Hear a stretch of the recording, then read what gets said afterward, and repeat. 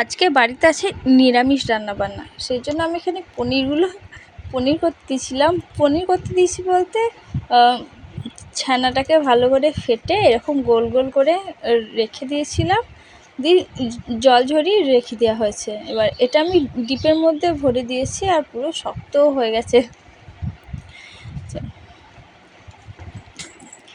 এখন হবে রান্নাটা 1-1.5 ঘন্টা পরে হবে, ততক্ষণে ভালোভাবে সেট হয়ে যাবে পনিরটা। আর এই ফ্রিজটা আমরা নতুন নিয়েছি, সেটা তোমাদেরকে একটু দেখিয়ে দিলাম। আর এদিকে ধানের বস্তা, মাঠে তেল দেওয়ার মেশিন, সব কিছু আছে। চাষি বাড়ি হলে যা হয়। আর এই জামা কাপড়গুলো দেখছো, এই সব 2 বাপ ব্যাটার জামা প্যান্ট আর ক্যাঁথা আছে, সব বিছানার ওপরে গাদা মারা ছিল। আমি রাগের চোটে সব ছুঁড়ে ফেলে দিয়েছি। আর বিছানাটার অবস্থা দেখো, মানে এতটুকু ধ্যান না দিলেই বিছানার এই অবস্থা হয়ে যাবে আমার। আর এই যে বিছানার এরকম অবস্থা করে এখন ঘুমাচ্ছে উনি। তারপরে বিছানাটা একটু ঠিকঠাক করে নেব, ক্যাথাগুলো গুছিয়ে। আমি ছুঁড়ে ফেললে কী হবে, সেই আমাকেই আবার তুললে রাখতে হবে গুছিয়ে, কিছু করার নেই। তখন রাগের চোটে ছুঁড়ে রেখেছি।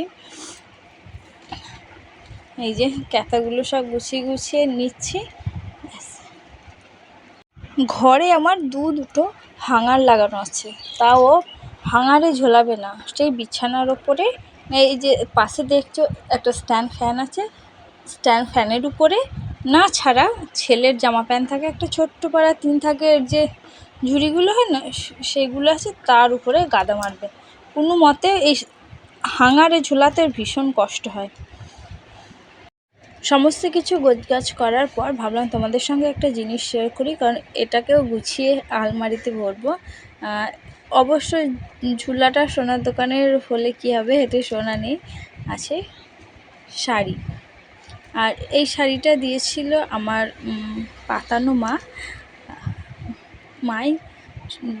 শাড়িটাকে আমি ফলস পাড় লাগাতে দিয়েছিলাম, দিয়ে সেটা নিয়ে এসেছি, সেটা তোমাদের সঙ্গে শেয়ার করছিলাম। এটা হচ্ছে মালবেরি সিল্ক, ভীষণ নরম, ভীষণ অতিরিক্ত নরম যাকে বলে। এর ব্লাউজের পিসটা ভেবেছিলাম বানাতে দেব, কিন্তু এখন আর দেবো না, পরে কোনো সময় দেব। আর এর সঙ্গে পরার জন্য আমি একটা ব্লাউজ কিনেছি, সেটাও দেখাচ্ছি তোমাদেরকে। চলো ফেটে একটু ভালো করে গুছিয়ে ভরে রাখি। তারপরে আলমারি খুলে জিনিসগুলো সব ভরে তারপরে তোমাদেরকে দেখাচ্ছি কীরকম ব্লাউজটা নিয়েছি। ব্লাউজটা সিম্পলের ওপরে, কিন্তু ওর পিঠের কাটিংটা ভীষণ পছন্দ হয়েছিল। আমি আর আমার দিদি দুজন মিলে এক পিস করে নিয়ে নিয়েছি, সেম কালারের দুজনা নিয়েছি, দুটো। এই যে দেখো হাতে এরকম আছে ডিজাইন করা, আর পিঠটা আছে এই যে এরকম ভি কাটিংয়ে। এইটার জন্য আরও পছন্দ হয়েছিল দেখতে, ওর জন্য নেওয়া। আর এর দামটা কত নিয়েছিল, 250 টাকা মতো হবে দাম নিয়েছিল। অবশ্য আমার কাছে দামটা একটু বেশি নিয়ে নিয়েছে। আমি আর একটা ব্লাউজ অর্ডার দিয়েছিলাম ফ্লিপকার্ট থেকে, সেখানে 250 টাকারই একটা বেশ ভালো দেখতে সুন্দর, এতেও দেখতে সুন্দর একটা ব্লাউজ নিয়েছি, সেটা শেয়ার করব। সেটা অবশ্য আমার গায়ের মাপে ফিটিং করতে দিয়েছি। আর তারপরে সব রান্নাবান্না খাওয়া দাওয়া সব শেষ করে বিকালে এখন দিচ্ছি দুধ জাল দিচ্ছি।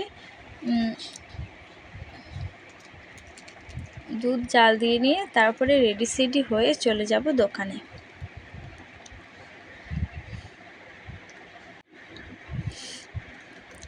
দুধ জাল দেওয়া শেষ, তারপরে একবার স্নান করে নিচ্ছি আর একবার, কারণ এই আঁকার পাড়ে আমি প্রায় অনেকক্ষণই ছিলাম, আর আঁকার পাড়ে অনেকক্ষণ থাকলে আমি একটু বেশি ঘামি। অতিরিক্ত ঘামের জন্য আমি আর থাকতে পারি না বিকালবেলা স্নান না করলে। বিকালে স্নান করে